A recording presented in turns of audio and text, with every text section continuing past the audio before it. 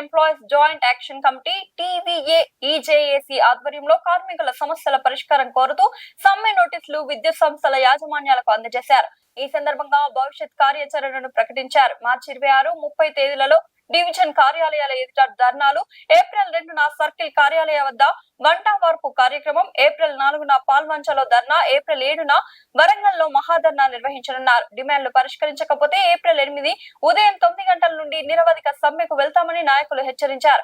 కార్యక్రమాలను విజయవంతం చేయాలని కార్మికులకు పిలుపునిచ్చారు.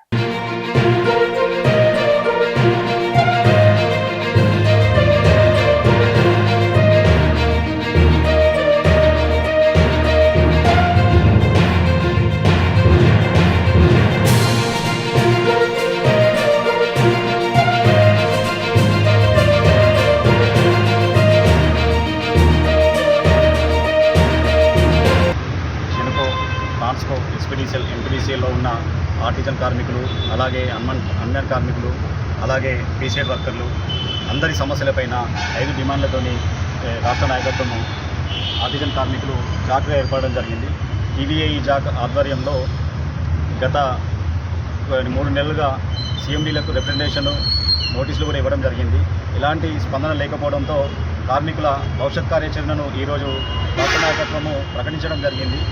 జెన్కో, ట్రాన్స్కో మరియు ఎస్పీడీసీఎల్, ఎంపీడీసీఎల్ CMD గారులకు మా యొక్క ధర్నా నోటీసు అంటే మా న్యాయమైన డిమాండ్లు ఏవైతే ఉన్నాయో ఆ డిమాండ్ల సాధన కోసం అవసరమైతే మేము చేసే ఆజిటేషన్స్కు స్పందించక మమ్మల్ని యాజమాన్యము చర్చల ద్వారా ఈ సమస్యలు పరిష్కరించాలని కోరుకుంటున్నాము. ఒకవేళ అది జరగని పక్షంలో ఆల్ కంపెనీల్లో ఉన్న జెన్కో కావచ్చు, ట్రాన్స్కో కావచ్చు, ఎస్పీడీసీఎల్, ఎంపీడీసీఎల్ కంపెనీలో ఉన్న ప్రతి కార్మికుడు కూడా, అన్మ్యాన్ కార్మికుడు, ఆర్టిజన్ కార్మికుడు, పీసీఎడ్ వర్కర్లు ప్రతి ఒక్కరు కూడా ధర్నా ఈ స్ట్రైక్లో జరగబోయే కార్యక్రమాల్లో స్ట్రైక్లో పాల్గొనాలని చెప్పి నేను రాష్ట్ర నాయకత్వం ద్వారా పిలుపునిస్తున్నాను.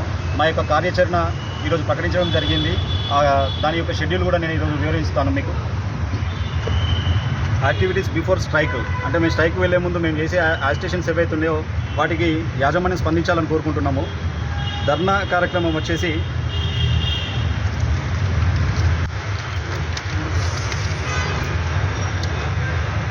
భవిష్యత్ కార్యాచరణ ఈరోజు TVA-EJAC రాష్ట్ర కార్యవర్గం ఆధ్వర్యంలో ప్రకటించుకోవడం జరిగింది.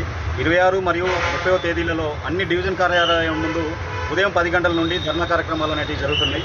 అలాగే 2/4/2026 నాడు అన్ని సర్కిల్ కార్యాలయాల ఎదుట ధర్నా మరియు వంట వార్పు కార్యక్రమాలు నిర్వహించడం జరుగుతుంది.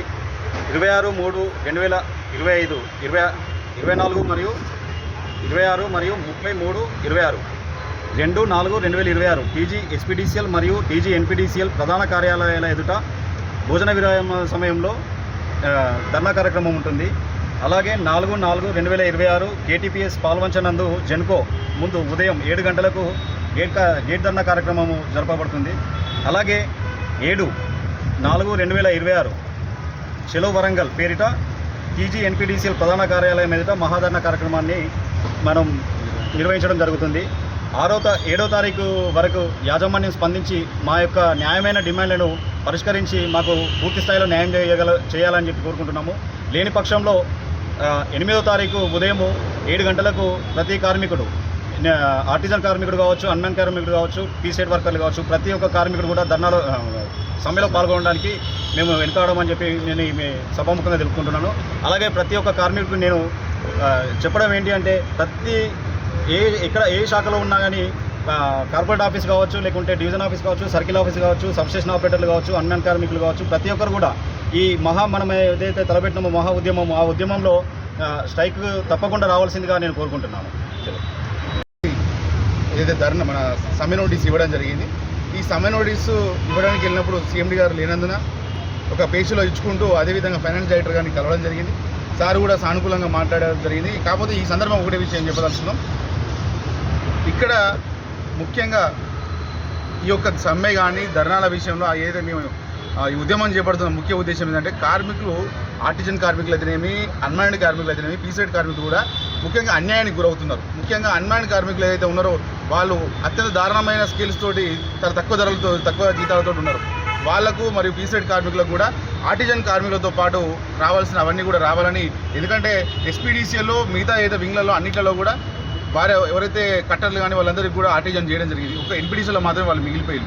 కాబట్టి వాళ్ళకు తక్షణమే ఈ యొక్క ఆర్టిజన్లతో సమానంగా వాళ్ళు రావాలి. అదేవిధంగా మేము ఆర్టిజన్లు అందరూ కూడా అడిగేది ఫైనాన్స్ బెనిఫిట్స్ గురించి మాట్లాడలేదు. ఇవాళ డైరెక్టర్ గారు మాట్లాడుతూ ఫైనాన్స్ బెనిఫిట్స్ గురించి మాట్లాడుతున్నారు.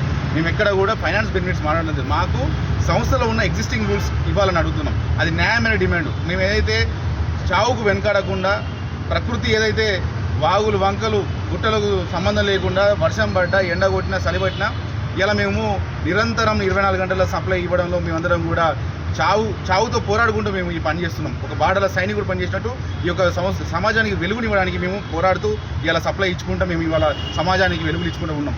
అటువంటి కార్మికుడు చీకట్లో ఉంటే ఈ ప్రభుత్వానికి యాజమాన్యానికి మంచి పేరు రాదు. కాబట్టి ఎన్బిడిసిఎల్ ఏదైతే యాజమాన్యము అదేవిధంగా ప్రభుత్వము మిగతా 3 కంపెనీల యాజమాన్యాలు కూడా కదిలి మా యొక్క న్యాయమైన డిమాండ్ల మీద తక్షణమే చర్చలకు పిలవాలి. తొందరలోనే చర్చలకు పిలిచి మా యొక్క న్యాయమైన సమస్యలు పరిష్కరించడం కోసం లేనిచో ఈ యొక్క విద్యుత్ సంస్థను స్తంభింపజేయడమే కాదు, మేము ఈ యొక్క ఆర్టిజన్ కార్మికులు అన్మ్యాన్ కార్మికులు ఎవరైతే మిగిలిపోయిన కార్మికులు అందరూ కూడా మా యొక్క పని ఆపితే ఎలా ఉంటుందో ఈ యొక్క యాజమాన్యం కూడా ప్రభుత్వానికి కూడా తెలియజేస్తామని కూడా తెలియజేస్తూ మీరు తక్షణమే కూడా మీరు మా యొక్క ధర్నా మేమైతే సమ్మె నోటీస్ ఇచ్చినామో దాని మీద స్పందించాలని కూడా మరొకసారి తెలియజేస్తూ థ్యాంక్ యూ.